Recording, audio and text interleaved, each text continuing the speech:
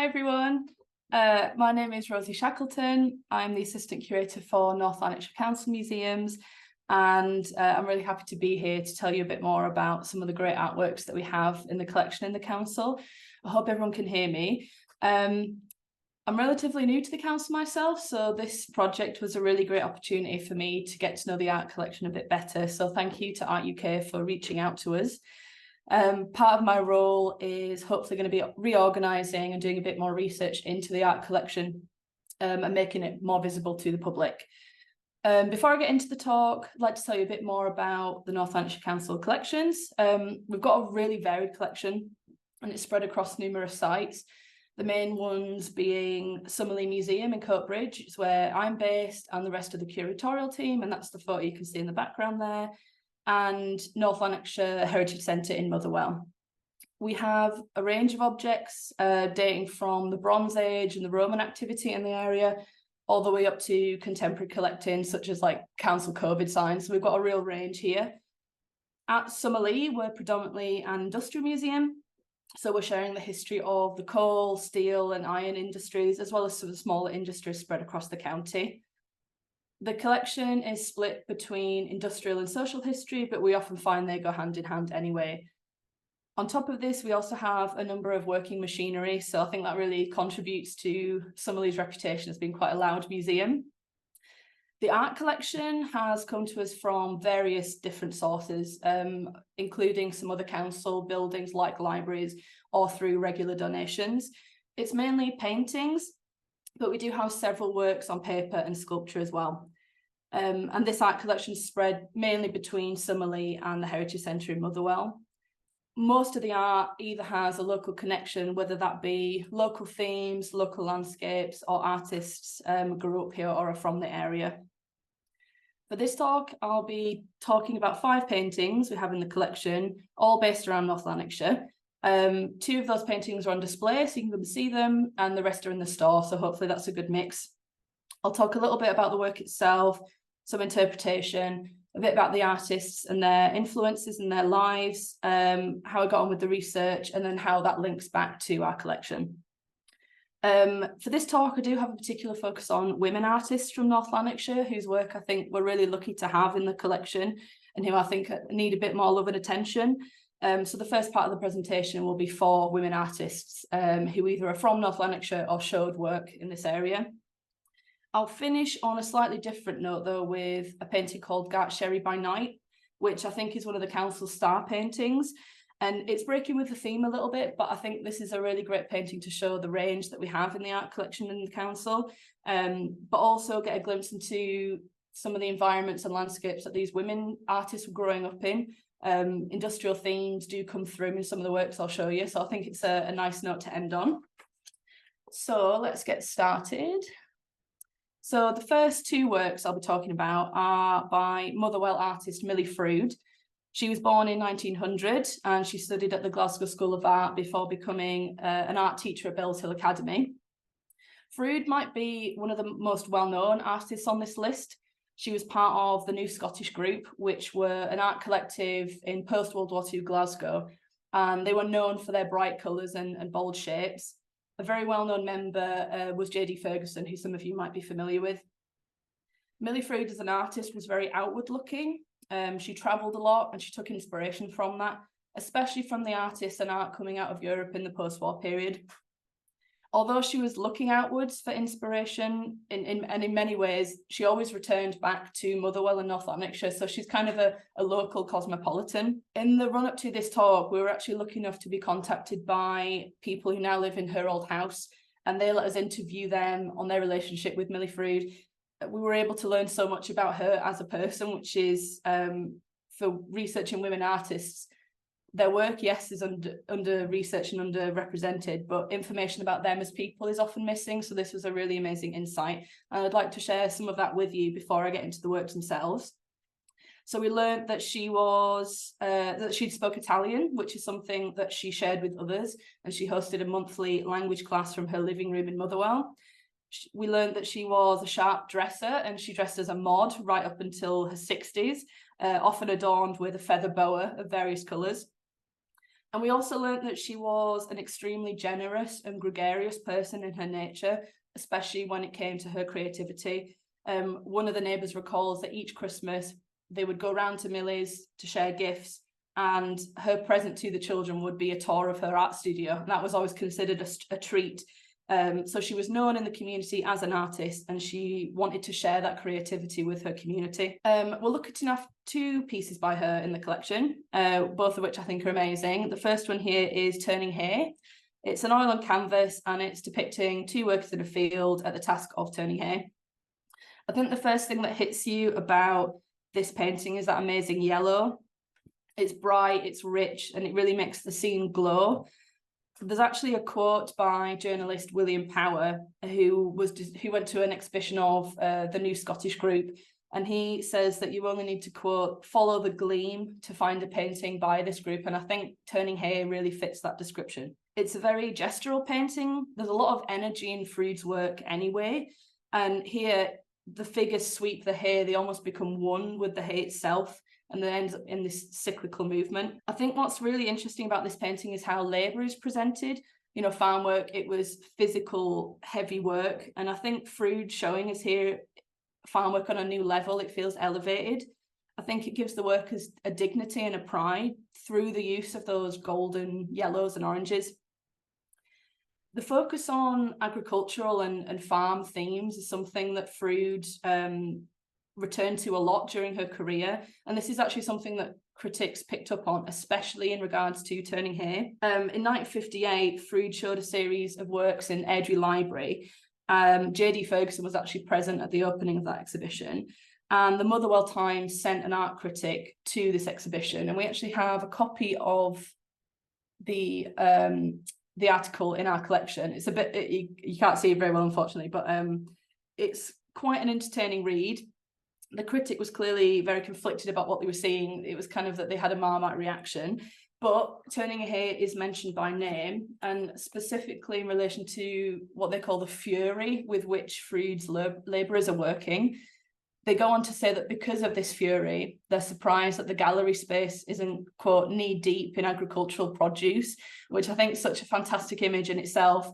You know, Frood's farm workers, they're not just giving us hay, they're giving us an abundance or a cornucopia. This article is also really useful in figuring out the journey of the painting before it landed in our collection. So we have the painting dated for 1940. And now we know, thanks to this article, that it was in Airdrie Library in 1958. So it was kept locally and displayed locally. The next mention I was able to find was actually after her death. So in 1989, Cyril Gerber, who had an art gallery in Glasgow, he displayed a number of Millie Frood's works alongside members of the New Scottish Group, such as J.D. Ferguson again and Margaret Morris, in an exhibition called Painting of the 40s.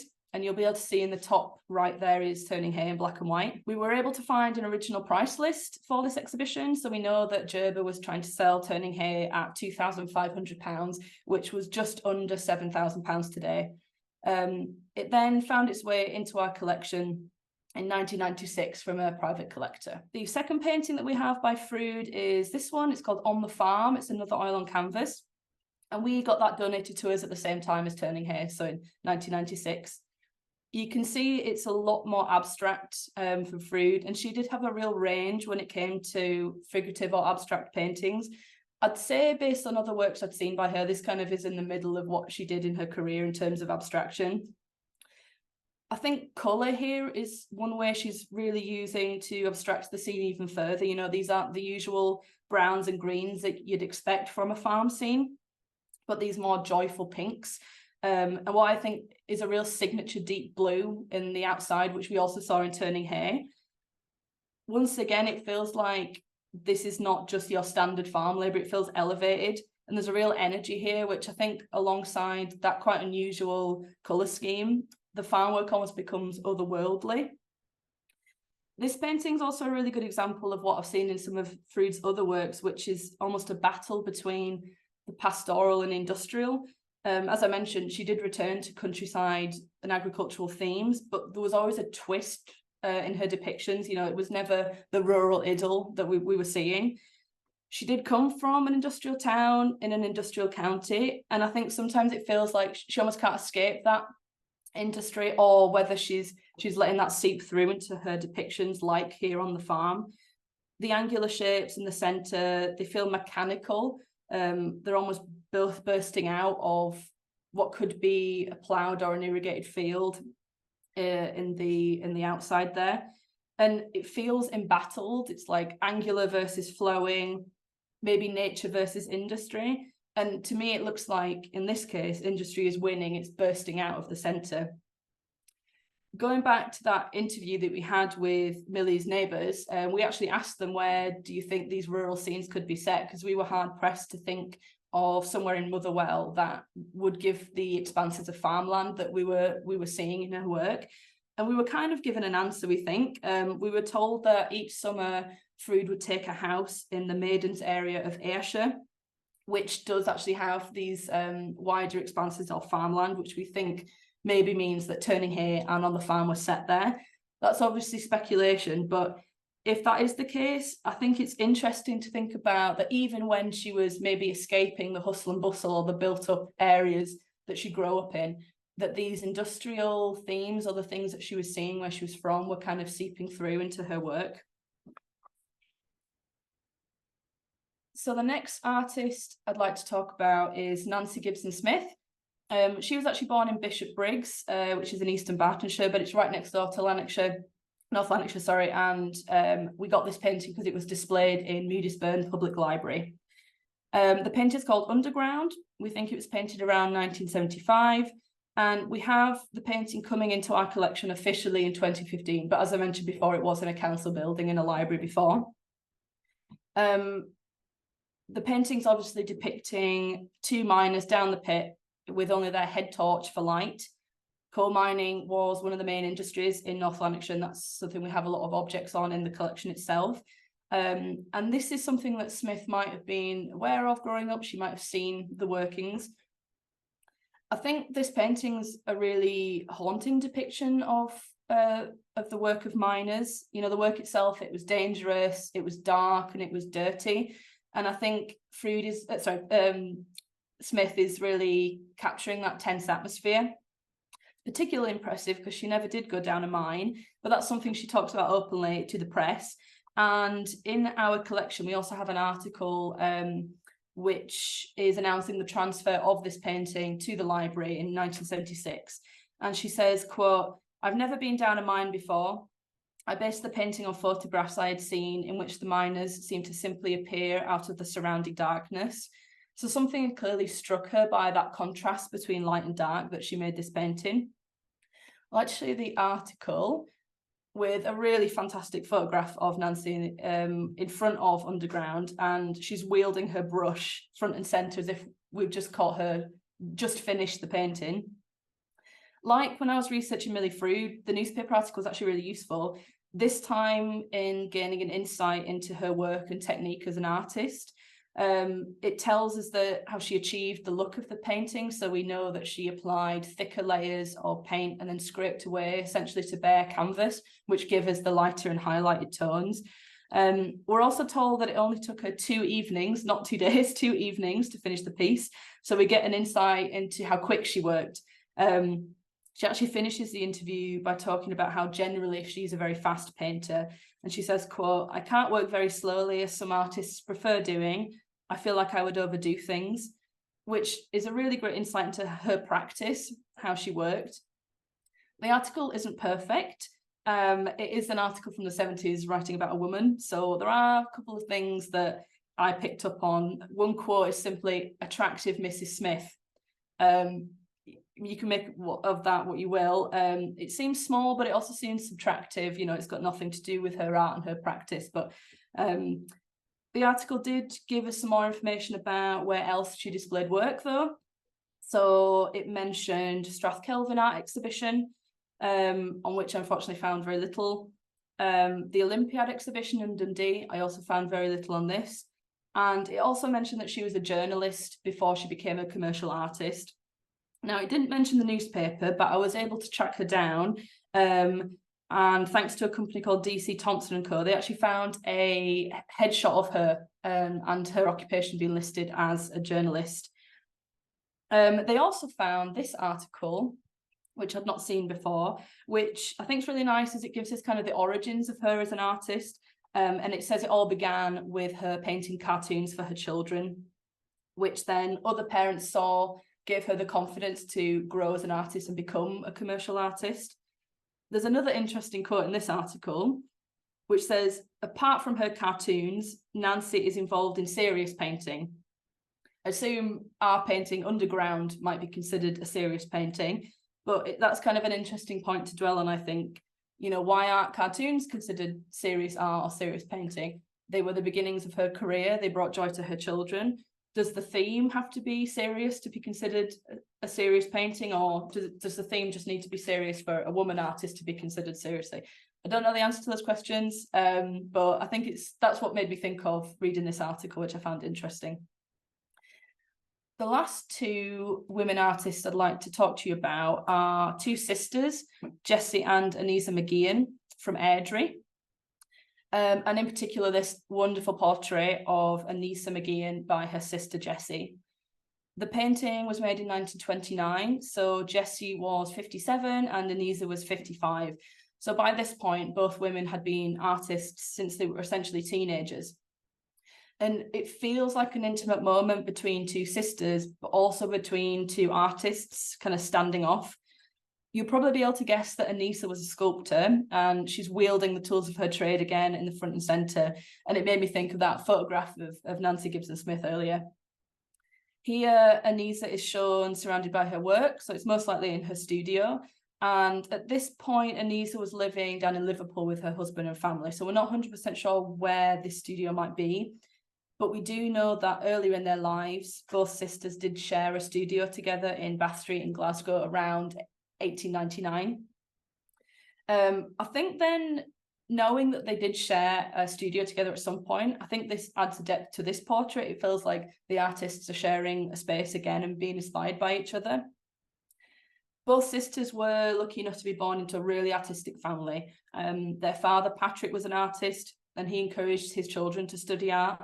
So both Jessie and Anisa went to Glasgow School of Art, aged just 15 and 13 respectively, so they were really young talents. I've got a picture from the art school here, and I don't know if you can see it with my face in front of it, but I've highlighted Anisa, who's at the back, and Jessie, who's on the left. And the chap at the end of the row there is actually Fra Newbury, who was the head of the art school at the time. Interestingly, some of you might have actually seen this photograph before, because it's normally linked with research around Charles Rennie Mackintosh, because his wife, Margaret MacDonald, is in the front row. So I'd be interested to see if some people have seen this before. Two more of the McGean sisters actually went to Glasgow School of Art, and I want to mention them briefly because I think their stories are quite interesting. So firstly, Mary Catherine, she attended the school, but then weirdly kind of disappeared from the register. In 1914, though, a nun called Sister Callista enrolled, who ended up being a really gifted silversmith and enameller. She appeared, and thanks to Kay Bryant, who was a researcher at the Glasgow School of Art, she figured out that Mary Catherine McGean had ordained as a nun and then re-enrolled at Glasgow School of Art.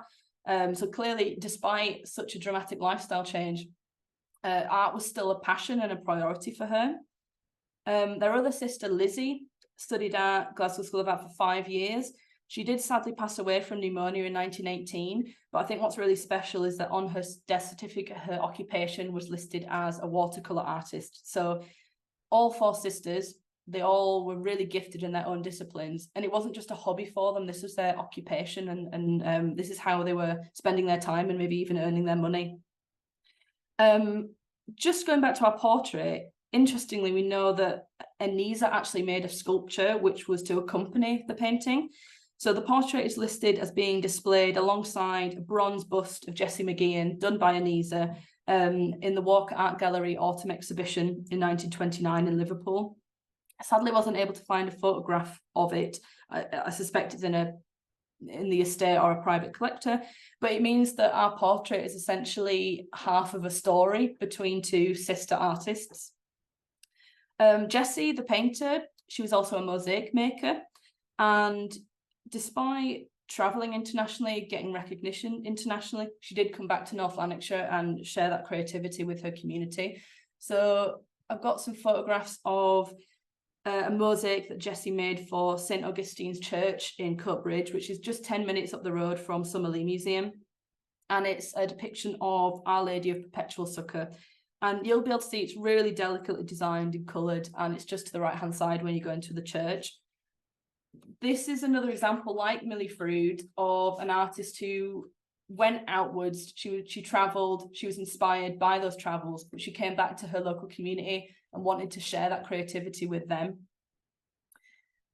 The final work I'd like to talk to you all about is Gartsherrie by Night, which is by a London artist, London-born artist, Caleb Robert Stanley. So this is the only artist on this list who isn't Scottish and isn't a woman. What a painting.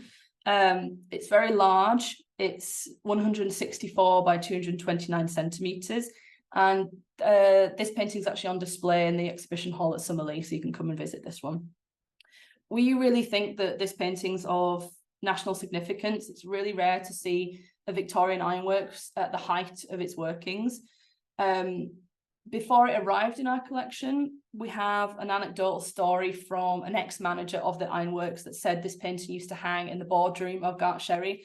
And then when the works closed in 1967, it was donated to the borough of Coatbridge, and then from there it got into our collection.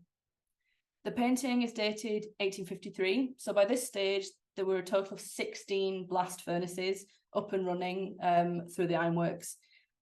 It was started and owned by the Baird family. And this is a really interesting story. It's kind of almost rags to riches. They started as tenant farmers, they got into coal mining, and from then on they branched out and ended up opening Gartsherrie Ironworks, and they became what are called iron masters, so rich iron merchants in North Lanarkshire.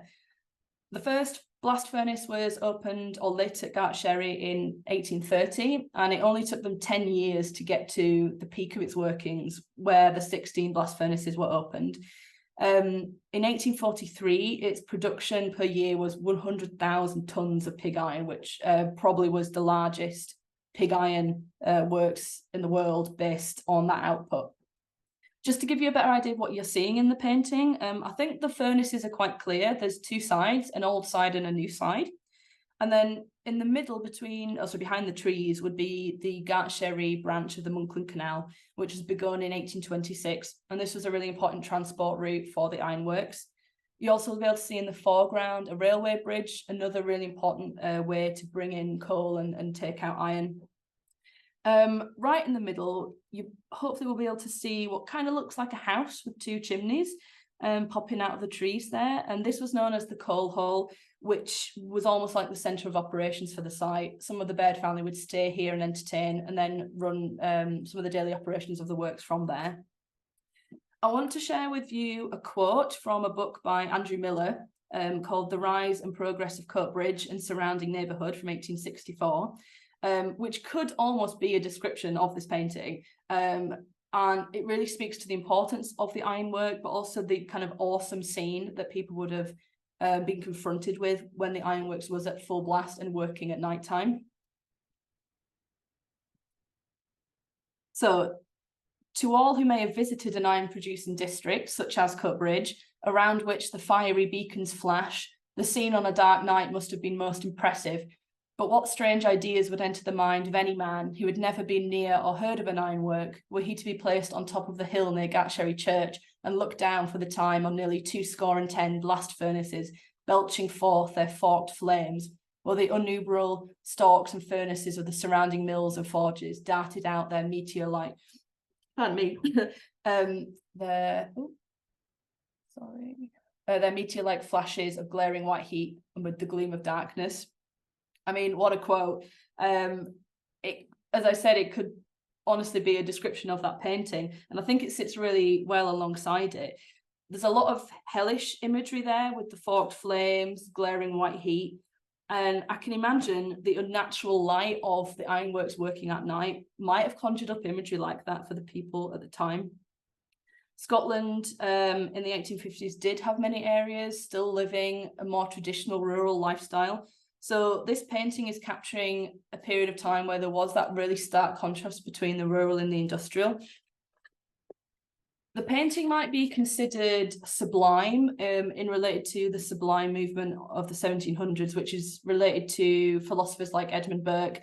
And this was the idea that art should conjure deep emotions in the viewer, such as dread, fear, and awe. And I think this painting definitely does that.